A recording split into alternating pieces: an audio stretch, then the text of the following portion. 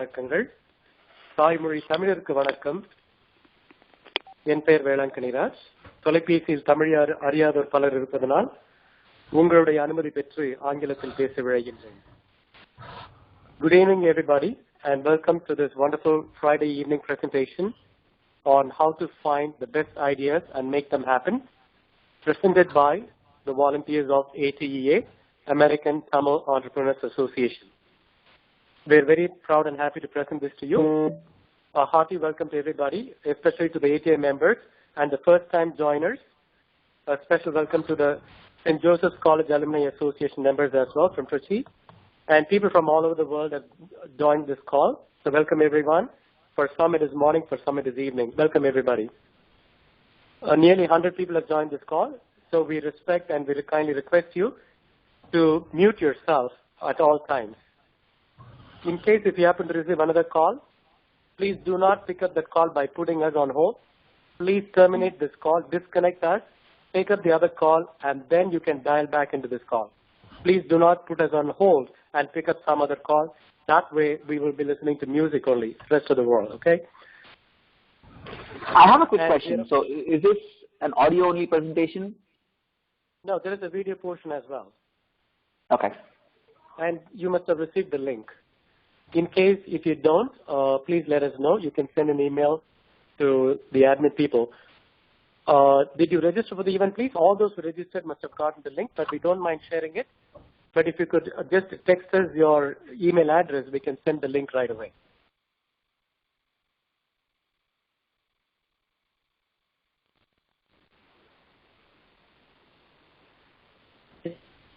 The host will mute all of us. Please defer all your questions to till the end of the presentation. During the presentation, you can submit your questions through chat window. We will consolidate all the questions and moderate the questions at the end of the session. ATEA is a non-profit organization. The motto of ATEA is to link people, to teach people, and to lead people as entrepreneurs. So link, learn, and lead is our motto. And we're very happy this evening to present you. And the other important thing is, on May 27th of this month, on a beautiful Sunday, there is going to be a one-day symposium organized by ATEA in New Jersey. The great speakers are going to be present, the topmost profile speakers. We will name a few right now. That's actually a paid event. It's only $100 per person, but you will get an opportunity to interact with the wonderful entrepreneurs across the globe. Some of the names are, there's one, can you please bring up the flyer?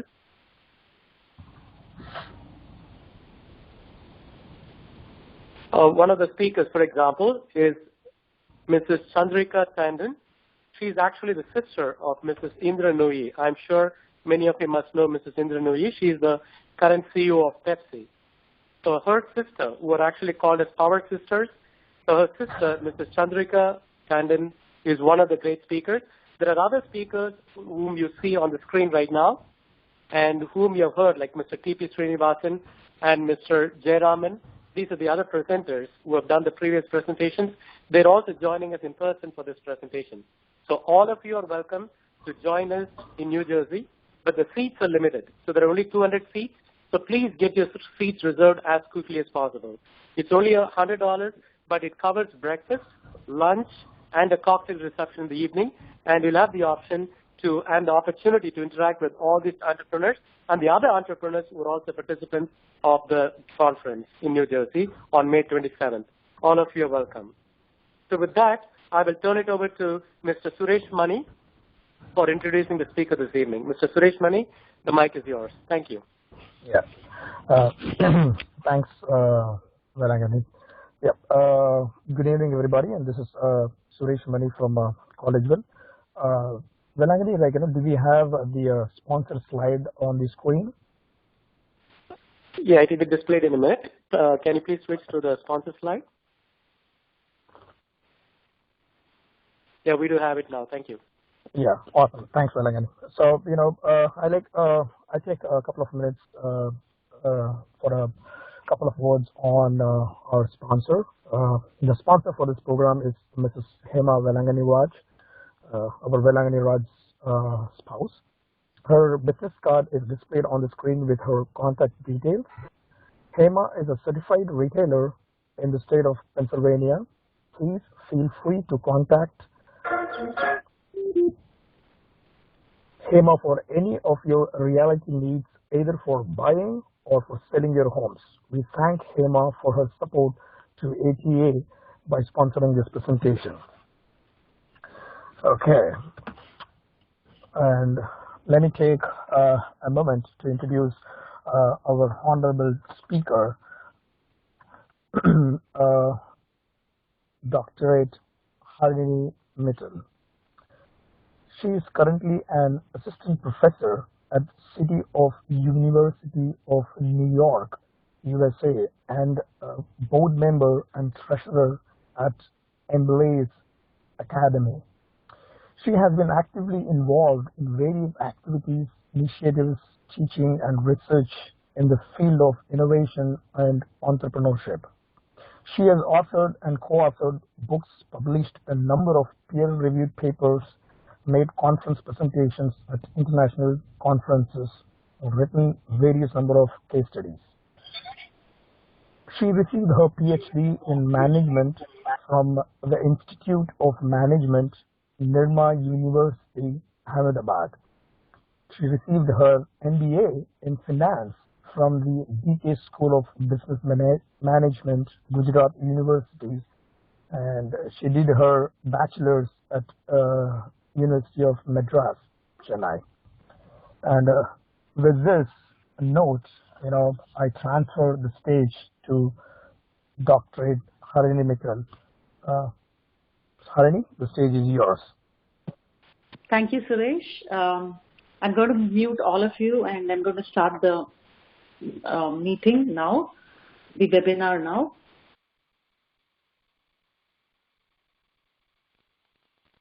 All right. So, good evening, everybody. As you all know, today's topic is how to find the best ideas and make them happen. So I'm going to be talking about ideas. How do you find them? And so the presentation is going to be in two parts. The first part is about how do you find the ideas. And the second part is about how do you make them work for you. So the business model. So I'm going to dive in straight into the presentation now. You can see the agenda for the May 27th conference that Mr. Velangani was talking to you about. So this is the agenda, and those are the list of the speakers. And now we dive straight into my topic, that's how to find the best ideas and make them happen. So you would think ideas come to brilliant people, people who are inventors and, geniuses. But in reality, brilliance is not required for ideas. People who hunt for ideas, the idea hunters, get great ideas. So if you go hunting for ideas, you're going to get great ideas. But then where do you start? Where do you start hunting for your ideas? So, the first part of my presentation is inspired by the book, The Idea Hunter by Andy Boynton, Bill Fisher, and William Bohl. You can read the book. It's a very wonderful book. So I've borrowed a lot generously for this presentation from their book. So where do we get this idea? How do we start hunting for our idea? So the first place to start hunting for your idea is to know your gig. So what do you mean by knowing your gig? What is this gig? Gig is something, if we have to define gig, it's your passion or your purpose. It's that energy that fires up your curiosity, the power source for such a machine. So you have to inquire within yourself, what is that fuel that drives my hunt? What is it that excites me, that inspires me, that makes me go? So, I'd like to refer to three people, here, Walt Disney, Henry Ford, and Warren Buffett. Now, if we see Walt Disney, Walt Disney identified his gig as family entertainment. So he was, into doing anything that would come into the space of family entertainment. He was not interested in just creating amusement parks. He wanted to entertain the whole family. So keeping that in mind, he started with amusement parks and animation films and now you even see a lot of television shows, television channels being bought by Walt Disney. So his gig was, he identified his gig as family entertainment, and that's what basically drove him. And then if we look at Henry Ford, wanted to create cars. He wanted to create cars that was for everybody. So that was his gig. His vision and his passion was to create cars for everybody. And if you look at Warren Buffett was very clear. He said, I do not want to game the market. I'm not good at that. I'm not good at making money based on trends in the market. What I'm good at is finding stocks that sold below the market for the real worth of the company and then making money out of it. So basically, his gig was to, read the fundamentals of the company and then invest in it. He said, I don't understand anything else. This is what I'm passionate about. Find companies and invest in them. I do not want to go by the ups and downs in the market. So once you've identified that, that purpose, it gives you a focus and direction. And you can start learning and seeking ideas in that, So the next task for you to do would be to learn as much as you can in the area that drives you. That's the area that gives you that keeps you excited. So how do you find that? How did Walt Disney find that? How did Henry Ford find that? So how do I find it? How do you find it? So think about your vision. Just think about what you would like to become. Imagine how you would like to picture yourself. And start learning with that picture of yourself. So in order for me to be, let's say, a multi-billion dollar entrepreneur, if that is what if that's what I picture myself, maybe teaching in the teaching industry, then what do I need to do? How do I start learning? What are all the things I need to do in order to get there? So first, the starting point is thinking about the vision, where I want to be. And what is it that constantly grabs my interest and sparks my curiosity? We go around, we meet a lot of people, we see a lot of things, but there's something, always something that's always grabbing our attention and sparking our curiosity. There must be something that must be for all of us. You can think about it, So what then? And then, am I good at that? What am I good at? And what do I want to be great at? I may be good at a lot of things, but what do I want to be great at? And what do I want to be known for? And what is the market for this? I may want to be great and known for something, but is there any customer for that? Is there anybody who wants to buy that? So I got to ask all these questions to identify my gig. And of course, once you have identified your gig, it's not like that's done and, cast in stone. You got to refresh, revision, review again and again. And the only time your gig is settled is when you're settled. That's 6 feet under. So then you keep reviewing and keep, revising your gig. So, while we talk about our gig, we should stick to our circle of proficiency. So, I want to, again talk about Warren Buffett. So, Warren Buffett was very clear about what he was good at and what he was not good at. He did not go about all kinds of opportunities. So, for example, he was very clear that he was not good at understanding technology. So he stayed away from high-tech stocks. Okay. So and what he would do is he would spend a lot of time learning about a specific firm or industry in order to know if it was worth investing, and if it was, below the real, if it was selling below the real worth of the, company itself. So that is what he was spending all his time on. So, and then even if you see Walt Disney, he went to Denmark and observed the scenes at Tivoli Gardens, which is an amusement park, which had fresh flowers, and he could see a lot of happy faces of all ages, and they would take notes there. So all these great people did was they did not lunge at opportunities outside their area of proficiency. They had the humility to acknowledge what they didn't know. So, for example, Thomas Watson Sr., the founder of IBM, said, "I'm no genius. I'm smart in spots, and I stay around those spots." So, you may ask, can I have more than one spot? Can I have more than a gig? Of course, you can have more than a gig. Of course, you can be passionate about more than one thing. So that is definitely there.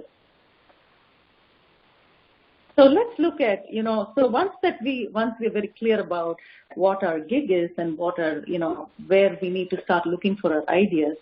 So let's go into what IDEA stands for.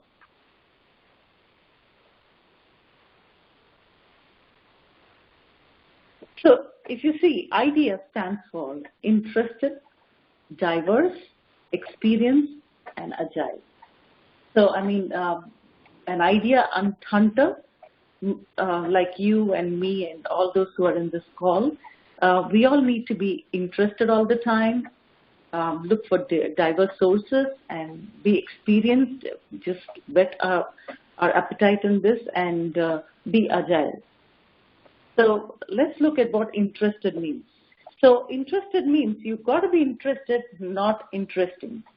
So I have a wonderful example of Ford here, Henry Ford. So Henry Ford was very fond of auto racing. So in 1905, he attended a motor race, and then he saw a smash up there, car crash. And it was a French car that was smashed up, and it was in pieces. And he picked up a piece. It was a value stem, and then he handed it to his assistant, and he said, "Find out everything about this, about this piece." And then his assistant went and, did whatever research he could, and came back and said, "This is not made anywhere in the U.S., and it's made of a special steel alloy. It's called vanadium." And so once Ford came to know about it, he said, "Okay, so now this is my, final piece of my puzzle. I have been able to crack the automation and, all other things that go into making the lightweight, durable, and low price car. So this is going to fit the final piece of my puzzle." And then he used that to make his car. So what do we learn from this exercise, from this example? So from this example, it's very clear that, Henry Ford did not go to these places to show off that he is Henry Ford and he is, an important person. No, he didn't want to be there so that he was interesting for people. But he went there to inquire. He was interested. He was interested in learning. So that's something that we need to learn. Wherever we go, we need to look for pieces of information that will help us in our gig. So we have to cultivate that habit of continuously being curious about, pieces of information that will interest us, that will go along with our gig. So in fact, Einstein said, I have no special talents, I'm only passionately curious. So when we are curious, what happens is we are less likely to take things for granted. Even something that's very ordinary can seem very extraordinary, right? So I'm going to give you an example of another person here. You know, his name is Roald Amundsen. Now, what he did was, it's very interesting. You know, he used to go for, he used to go to Canada for fur hunting, so to collect fur and all that. So he started noticing all these, you know, people there, and he saw that, you know, what they were doing was, I'm sorry, that was not Roald Amundsen, that was Clarence Birdseye. And so he was, in 1912, what he did was he went for expedition, and he noticed that the locals there, they collected the fish, duck, and vegetables and buried these under the snow in the winter. And so all these things would remain fresh in a frozen state. So that was in 1912. You know, in 1912, he noticed that all these people who live in frozen areas, that is how they were preserving their vegetables and freshly caught fish and duck and all those things, meat and all those things. So he came back and, you know, he said, this is amazing. So he started selling frozen products. So he was the one who started, you know, the concept of frozen products. So he started General Foods in 1930, and, you know, what General Foods did was freezing foods in the U.S. So what essentially he did was he transplanted idea from one setting to another. And he could do that only because he was interested, he was observant, he was curious. So this is what is innovation. So innovation does not mean coming up with, you know, inventions, right? It's not necessarily necessary for you to all the time come up with an invention. An ordinary idea in one setting can be remarkable if applied to another area, you know, in another setting. So that is invention. So basically from these two examples, you can see that idea hunters like Henry Ford and Birdseye, they are learning machines. And if you ask idea hunters, what they would say is their motto is to go to bed every night a little wiser than they were when they got up. So learn and learn more about your gig. That's what they were doing. And then the next part of idea is diverse. So your idea should be very different from others. Now, how do we make sure that our idea is different from others? You know, I'm sure whatever we think somebody else would have already thought of. But, you know, that comes from looking in a wide mix of sources. So, for example, you know, Accenture in summer 2010, they did a study, and they talked to all the different management teams, and then they found out that those management teams, which included men and women with different areas of expertise and knowledge and come from different ethnic and racial groups, are the most innovative. So the more diverse your team is, the more innovative it's going to be. So how do we make sure that we include diversity in our lives and we get, you know, diverse ideas? So meet people outside your network. So don't go with your strong ties. That's good to have strong ties, but then you're more likely to get ideas from weak ties, from people who are outside your network. So try and meet as many new people as possible. So, you know, for example, if there are people who are in the IT sector, if you continue to meet people in your own sector and in your own field, you're going to discuss the same thing, you're going to read the same books, you're going to do the same mistakes. A famous example of this is the 2008 Wall Street debacle, how it went down. So Wall Street at that time employed mostly young male professionals. So you could see, they were all youngsters, so there was no diversity in age there, and they were males, so no diversity in gender there, and they all came from from similar backgrounds. So they went to the same schools, they read the same books, they spoke the same language, they spoke the same jargon, and see what happened. They could not think outside the box and see what happened, So it's good to always have diversity in your day-to-day lives. Meet people who are different, who are not, people whom you regularly interact with. Then the next part of idea is exercise. So, exercise. How do I exercise ideas? Like you can go to a gym every day and exercise. And novelists read a lot of, novels. Scientists read a lot of science, and people go to gym to, get nice biceps and be in good health, state of health. But what do idea hunters do? How can they exercise their idea muscles? So you start taking notes. Start taking notes on everything that you see, and consciously spend time looking for ideas. That's what is exercising. Spend time looking for ideas and take notes. That's what you got to do. So Sam Walton, the founder of Walmart, for example, he spent half the time at other people's stores and remaining half at his store. And he would go to a store and he would ask the salesperson there lots and lots of questions. Hundreds and hundreds of questions, he would spend hours together in his competitors' stores to, learn. He said, I learned from them, at their expense, he learned everything.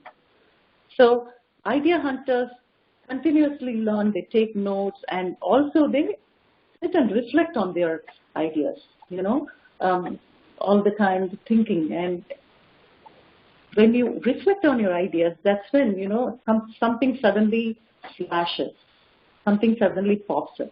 Now, that suddenly, you say there is a flash of a genius or a flash of light that comes in. That only comes when your mind is exercised, when you're exercising and when you're collecting ideas on a day-to-day basis. So Louis Pasteur, for example, said, chance favors the prepared mind. So if you want new ideas to keep flowing into your mind, keep exercising.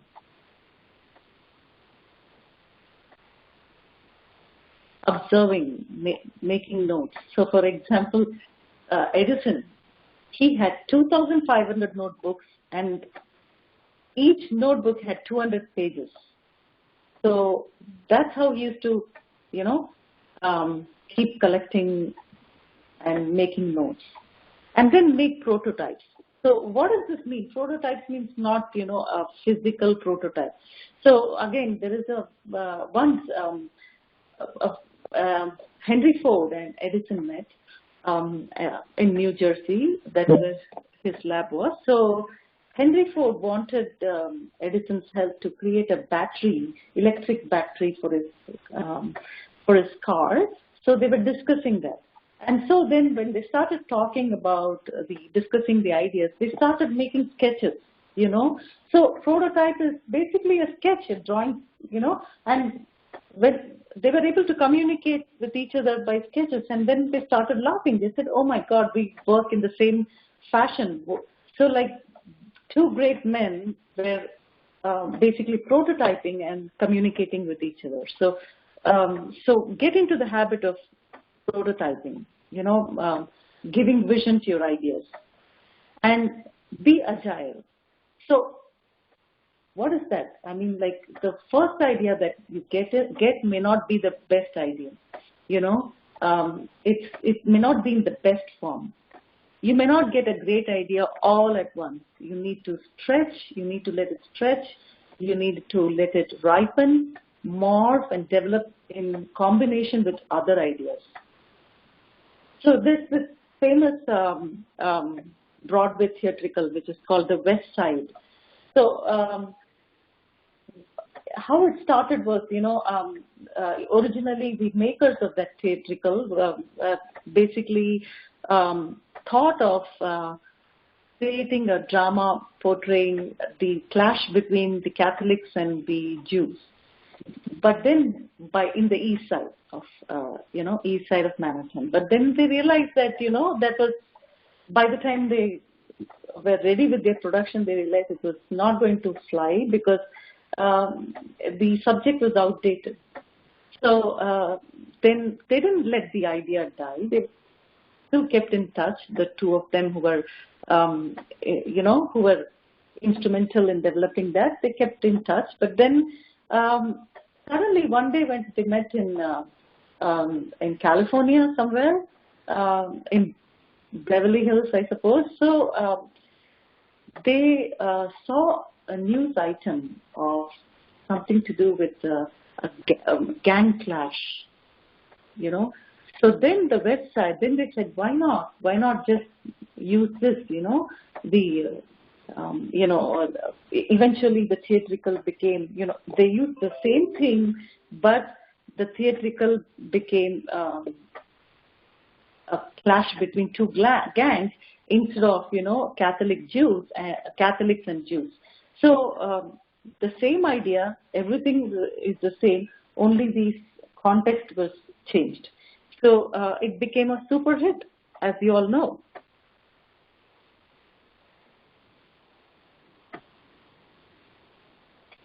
So now we are going to look at the next part of,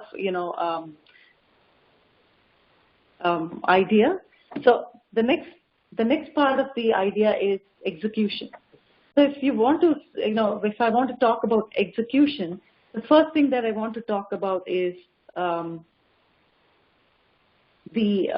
to make it work. So how do I make it work? We have the business model canvas that was propagated by a strategizer, a company called Strategizer, and they said if you want to make your idea work, you've got to draw a one-page business plan, which is called a business model canvas, and see if your idea is going to work or not. So what is this one-page business model canvas? So it basically has 9 blocks. So you create something like this, these 9 blocks, right, for your company. Okay. So what are these 9 blocks? So you have the value proposition here, the customer relationships here, the customer segments here, channels, revenue stream, cost structure, key partners, key activities, and key resources. So these are the 9 boxes. Now, what do you do with these? What do you do, and what's the purpose of doing this? Basically, when you populate these 9 boxes, you get an idea about how a company creates value for itself while delivering products or services for customers. So we can start with the value proposition that, when you're starting your business model canvas, it's good to always start with the right-hand side of your canvas. So to see if the idea that you have with so much, vigor you have formulated, if you want to see if that idea is really going to work, first start with populating the right-hand side of your business model canvas. So the right-hand side, the first thing is the value proposition. What is value proposition? So value proposition is what is the value that I'm providing for my customers. So what am I building and for whom? So it's about solving a problem for, for people who have problems. So what pain are you solving? What gain are you creating? And more importantly, who are your customers? So that is what you answer when you're populating this value proposition. So it's basically a problem or a need that you're trying to solve. So, and when you solve a problem, so when you have an idea, is that idea solving a problem? Is that idea satisfying a need? And if so, whose need is it satisfying? And what are the gains that the person is going to get out of it, the customer is going to get out of it? And what are the pains that a customer is right now encountering, and how is that pain going to go away by using your product? So, then the next is, when we look at the next block of the value of the business model canvas, it's the customer segment. So who are your customers? You want to know who your customers are and if they will buy your product, right? So you got to remember that your customers do not exist to buy. You exist for them. So you're going to go out and figure out all their geographic, social demographics, and their typical archetypes, and find out who your customer is going to be, And so you need to understand them in detail. And in the beginning, when you start, with your idea, when you start populating this, you are only going to have a hypothesis of what your value is, what value you're going to provide, and who your customers are going to be. It's just going to be a hypothesis, just going to be in your head. Unless you go out of your building and go and talk to people and figure out if what you thought is right or wrong, that's more likely than not, you're not going to get it right. So the key is to go and test it out. If the problem or need that you've identified, which will fulfill the pains and gains, alleviate the pains and provide some gains for the customers that you've identified. So if you really want to know if that's really what you've identified is what is going to sell, you need to go out and talk to as many customers as you can, observe as much as you can. So Ritz-Carlton, for example, they're the most famous hotel chains, but they're what they are because, they call themselves as ladies and gentlemen, serving ladies and gentlemen. That's their value proposition. And when you go to Ritz-Carlton, they take notes about everything about you. They observe, they take notes about what you like, what beverages you like, and whether you're a gymmer, you regularly go for gym, and what is it, whether you like light pillows, feather pillows. They make a note of all of that and they put that in the customer database. So that next time when you make a booking at Ritz-Carlton, when you go to your room, you will find your favorite beverages. You will find the soft pillow that you were looking for. You will find extra towels for gym if you're a gymmer. So that's that's what you got to do. You got to observe. You got to go talk to your customers in order to figure out your value proposition. And then the next one is the channels. So channel is, okay, you have value, you've identified your customer. How are you going to get it to your customers? What are your channels? So in 1990s, of course, there was only the physical store. But after 1990, that's not the case. We have the web, we have the mobile, we have so many other channels, right? So the first question you want to ask is, how will I be selling or distributing my products? How does it get from my company to my customers? Whether I'm going to be using web, mobile or cloud, or a combination of all of that and the physical store, or just one of them. Then comes the, so that is, we answered the value proposition, we looked at the customer segments, we looked at the channels. Now, what is this customer relationship? So this is necessary for, it's an interesting piece that interacts with all the other three pieces here. It basically says, how do I get my customers? Okay, I know who my customers are. I know what value I'm providing. I know how I'm going to get to them, how I'm going to get my product to them. But how do I acquire my customers, and how do I retain them, and how do I grow them? What strategies do I need to apply so that I keep them with me, So they may be very different for webmobile than for the, physical channels. So how do I get them to my website if you have a website, for example, right? So the first question you would ask is, how do I get somebody to visit my website? And then then the next question you would ask yourself is, how do I get that person to activate my website, activate their account? And then how do I make them do something on my website? And then how do I not lose them?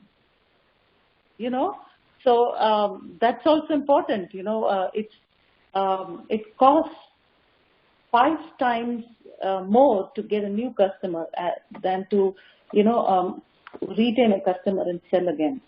So it's that much more expensive to find a new customer. So you just can't afford to lose your customers. So how do I retain my customers? So these are the questions that you need to ask yourself. And once I have my customers, how do I make them spend money? And how do I make them spend money again and again? So one of the things that you should be thinking is, how do I keep and grow my customers again and again? So you will, in the beginning on day one, you're just going to have a hypothesis of this, like in the other 3 cases. You're never going to have a clear picture on day one. You will just have a hypothesis. You have to go and test it out. Again, test it out and figure it out. So once you have all these 4, then you can talk about your revenue streams. So what is your revenue stream? How do I make money from each of these customer segments? Remember, you could have more than one customer segment. For example, Uber, it has 2 customer segments, and it has 2 value propositions. The 2 customer segments are customers who want to commute, and then the drivers, right? So the value it gives to the drivers is revenue, and for the commuters, it's easy accessibility and commute, right? So for 2 different customer segments, it's giving 2 different value propositions. Then in that case, it needs to have 2 different revenue streams, right? So your revenue streams come from your customer segments. How do I make money from each of my customer segments? What is the customer paying? What is the customer paying for? What is the value that the customer is paying for? So,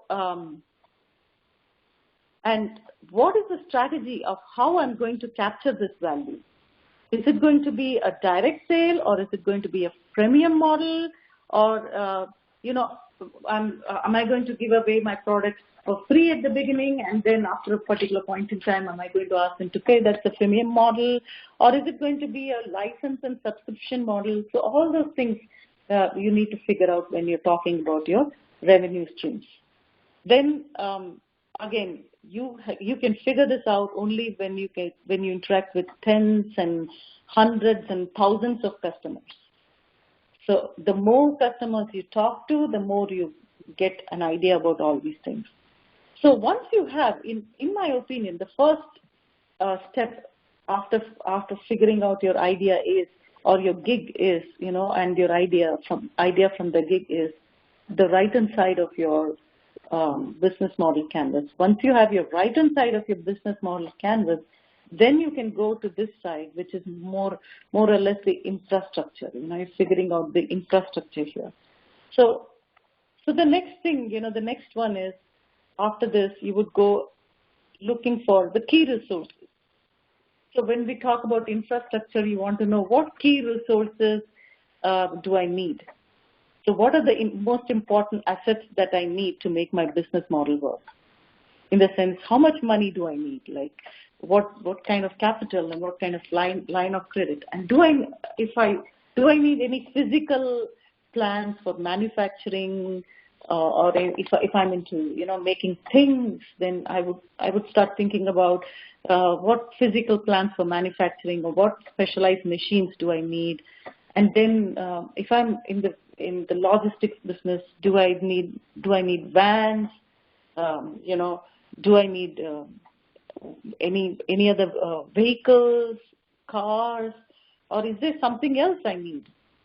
So that's something that I would, definitely like to figure out. Then I would also like to figure out whether I need any intellectual property, any patent, any copyright, any trademark, any intellectual property. Are there any patents that I need to acquire or I need to protect? If I have something already that I've made, how do I protect that? And then, or is it some customer list that I need to acquire? That's also a resource. So you may just need just great people sometimes. Maybe great software designers, program designers. So what do you need? You've got to figure out what do you need, and then also how to keep these people and how to keep these resources with you. So that is the next thing that you need to do. Once you're done with your key active resources, you go to key partners. Now, key partners and suppliers, I would call them both suppliers and key partners. So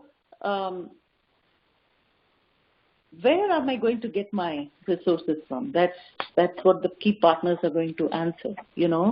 So what's the deal and what are the key resources that I'm going to acquire from my partners?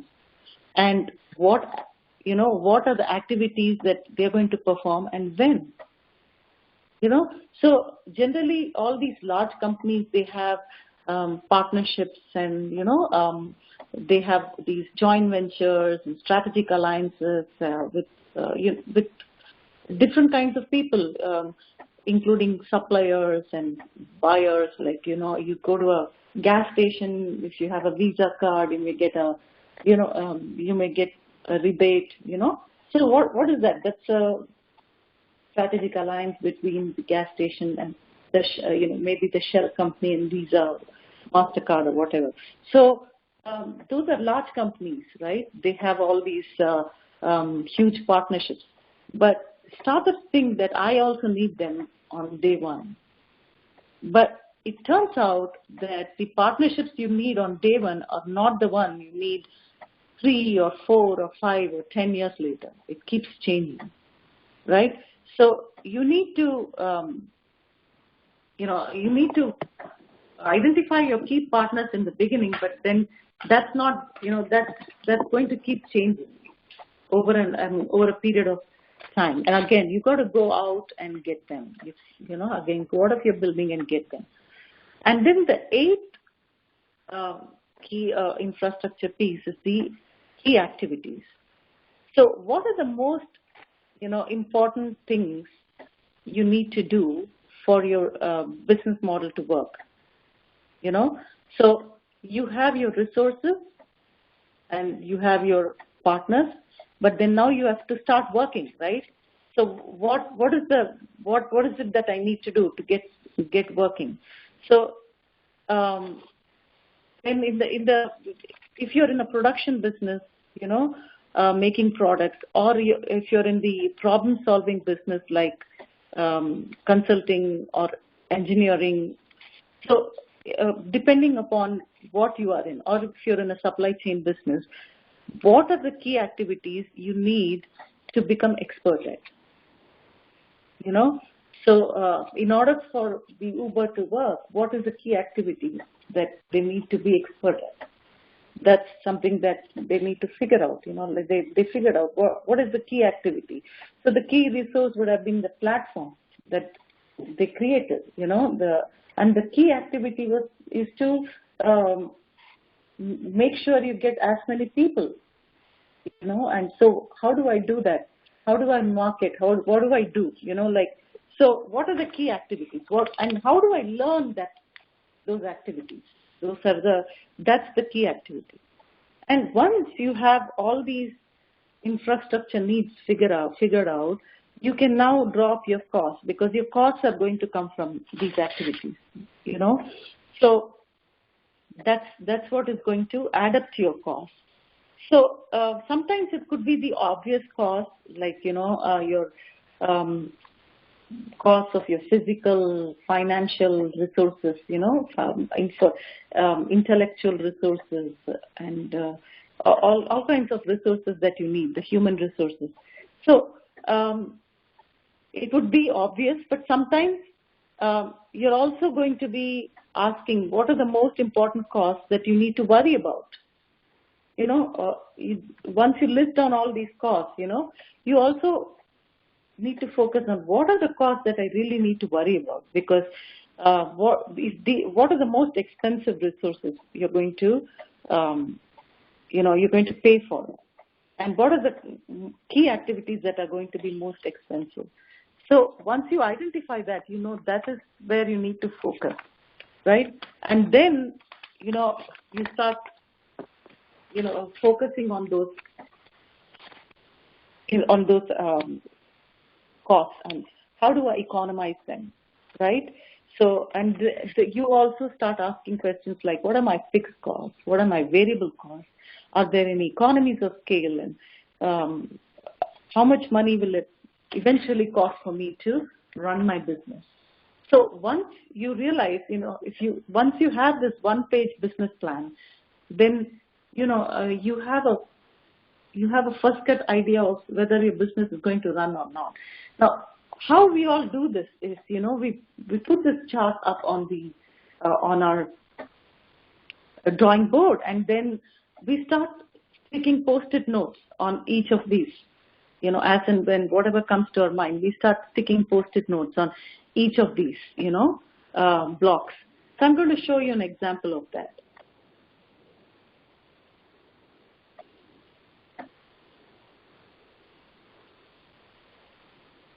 So look at this. This is, the value proposition for a theater, a movie theater. So if you see, what is the value? You start sticking notes like this. So what is the, if you see the value proposition here, what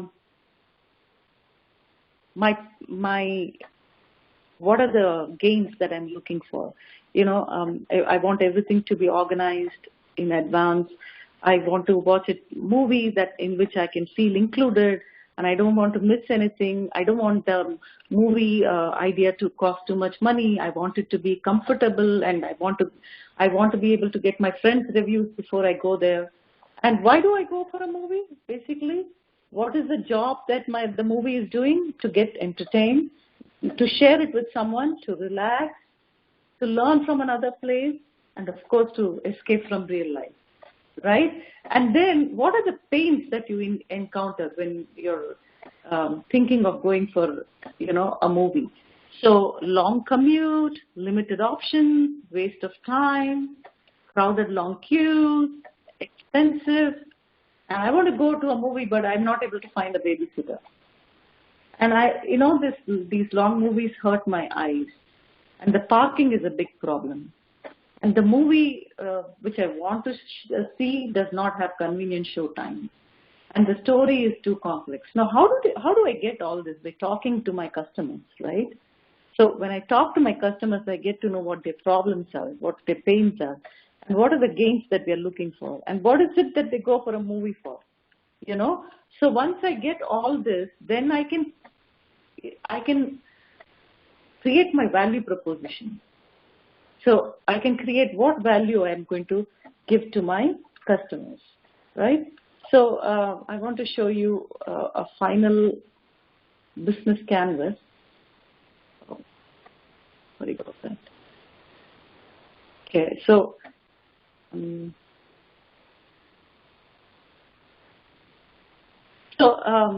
I had an example of a business canvas, and I'm not able to pull it up now.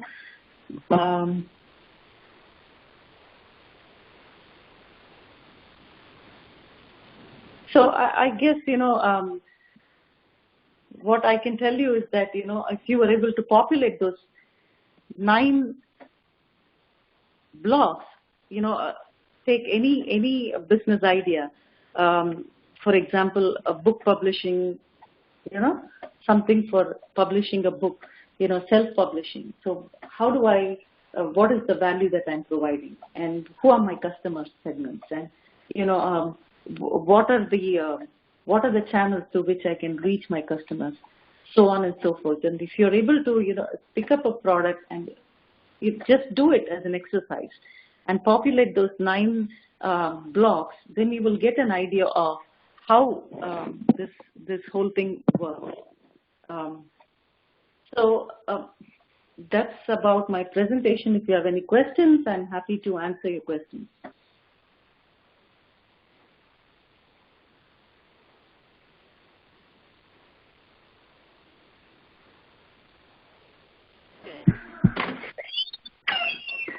Yes, thank you.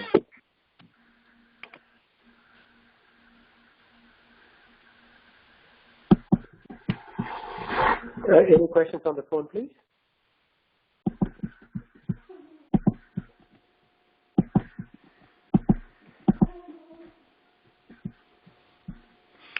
Harini, can you recommend some books? What are the books that you could refer with regard to this topic? Sure. Yeah, sure. So, for the business model canvas, there is this very famous business model canvas created by the Strategizer Group, and it was if you Google Strategizer business model canvas, it will take you to their page. It was written by Alexander Osterwalder and Pigmuir. So they have basically talked to 470 practitioners from 45 countries, and they created this one-page business plan. And, business plan is a huge, lengthy document, So, but this gives you a quick idea about whether your model is going to work or not and what you need to focus on, So that's why this one is very popular these days.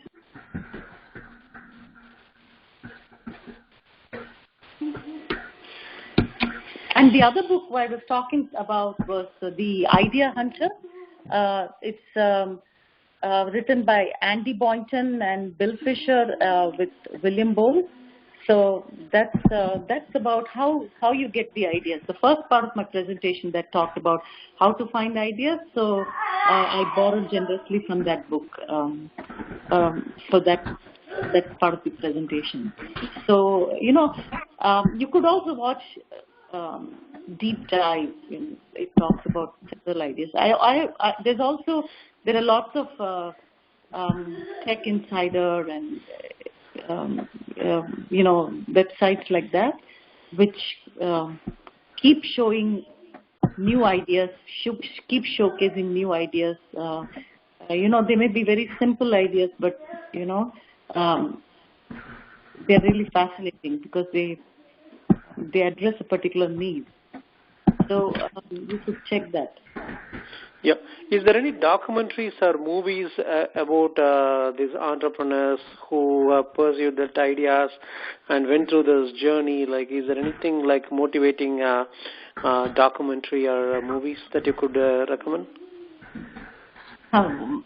Documentary or movies? Well, for me, my all-time. It depends on what you want to focus on. If it's the intellectual property, then you may want to watch something else. If it is, if it is just a motivational thing, then my all-time favorite is The Pursuit of Happiness. I'm sure all of you have watched that. It's by Will Smith. But and there are a lot of podcasts, TED shows, on different entrepreneurs that you may want to look at. Okay, there is another question. This is Hema. Sorry? Yeah, Hema, please go ahead. Hema. Yeah. Yeah, I have a question about mentors, right? I kind of joined a little late. I don't know if you touched base on that. Say you have a great idea, right? And then you may need help in executing that idea. So are there ways to find mentors who could help you out? What is the best way? Yeah, sure. So there are, in the U.S., you have the Small Business Administration, which is the government agency, and they have a lot of free resources available for people who want to start up something. You have a startup or you have an idea and you want to scale. You want to basically give your idea some shape. So you have something called the SCORE, which is Service Corps of Retired Executives. That is, it was started by SBA with about 15,000 volunteers all over the country. So basically it was retired executives were volunteering their time. They were mentoring startups. But now it's no more retired executives. People from all walks of life, all kinds of entrepreneurs, young, middle-aged and retired people, they all give their time. You could go to any SCORE which is close to your house and take an appointment and then talk to them, and they will mentor you, they'll handhold you, they will take you step by step. Another organization is SBDC, Small Business Development Council. So that is also again an SBA arm. They also give free services. So you could go to them and they also do the same thing, free mentoring. And both SCORE and SBDC give you a lot of workshops. They're all free, the place where I live in Hackensack and in New Jersey, and the SCORE is very close to where I live, and they frequently organize workshops, and they have a meetup group, and that's where they put up all the workshops on, weekly workshops. So you could go, they not only give you workshops, they mentor you, they counsel you, they help you. They also, if there is some resource that you need, like for example, if you need a lawyer or you need an accountant to help you in a specific problem, and if they have an accountant in their pool, they will help you with that. And sometimes they will also refer some, they have a list of, recognized accountants and lawyers who will give you the first hour of counseling for free. And you could, if you like that accountant, you could go the next time to that person, So they also help you identify experts for your business. So there are a lot of these resources available. And then you have these incubators, for a nominal amount of money, you can. I'm sorry.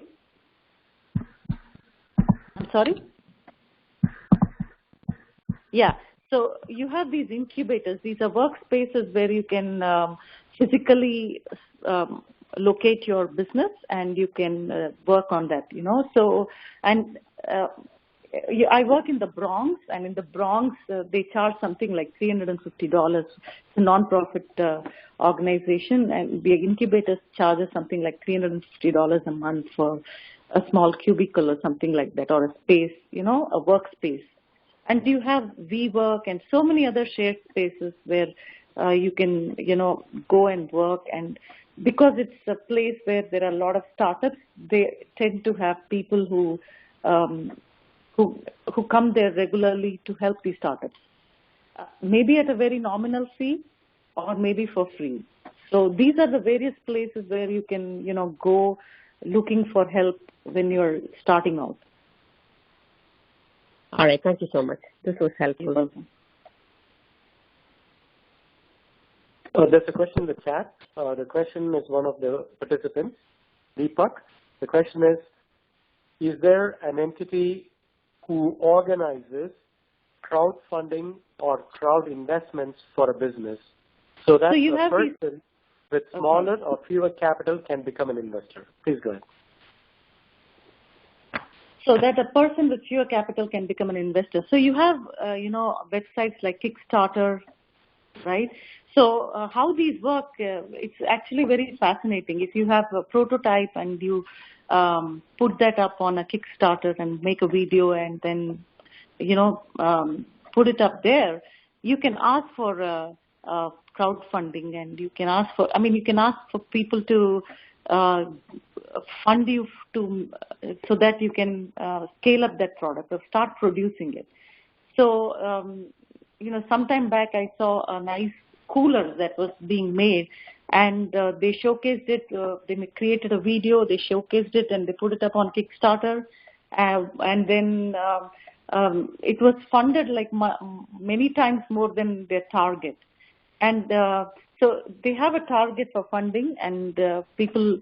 And why would people want to, fund your development?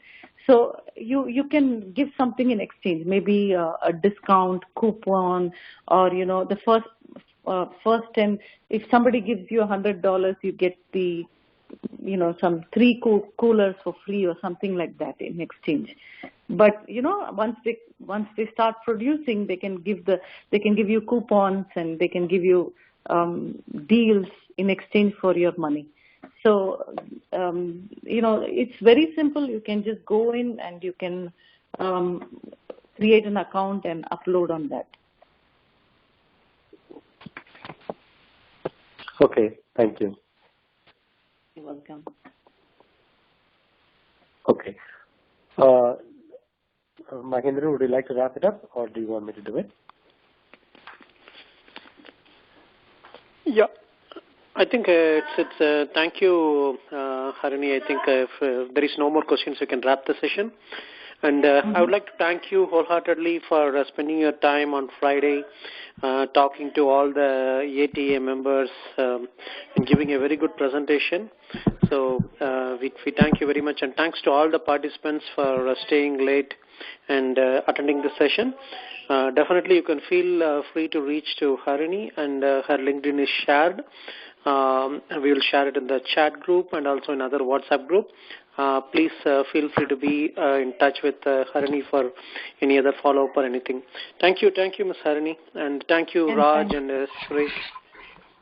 And thank you also. Thank you, Dr. Harini.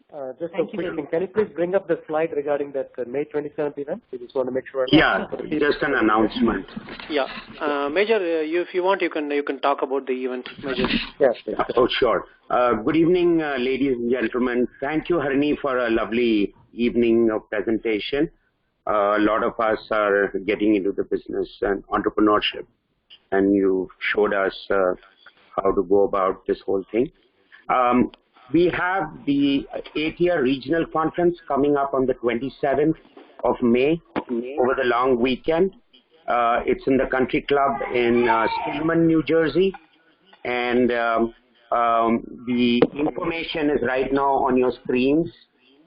Kindly go to tnf.ateausa.org, and please join us, register.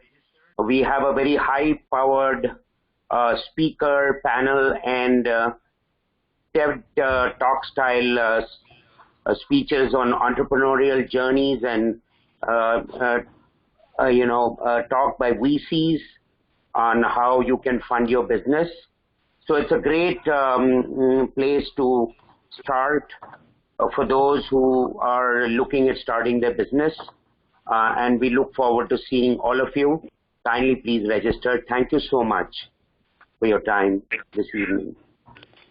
Okay, it's a full day event. It starts with breakfast and lunch, and there is also a cocktail reception. It's a wonderful opportunity to meet all these people.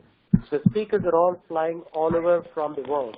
Some people are coming from India, and several people are coming from across the country as well. So it's not only for Northeast. So several speakers are coming from across the globe. So please make this opportunity to be there, to be present. It's a full day symposium. So be there. You can see the profiles right now there, but at the same time, you can go to our website and see it as well. So please make this an opportunity. There are only 200 seats. So first come, first serve basis. So please register as quickly as possible. Thank you so much, and we look forward to talking to you next time. Thank you very much. Good night, everybody. Thank you. Bye-bye. Good night. Good night. Thank you. Thank you. Thanks, guys.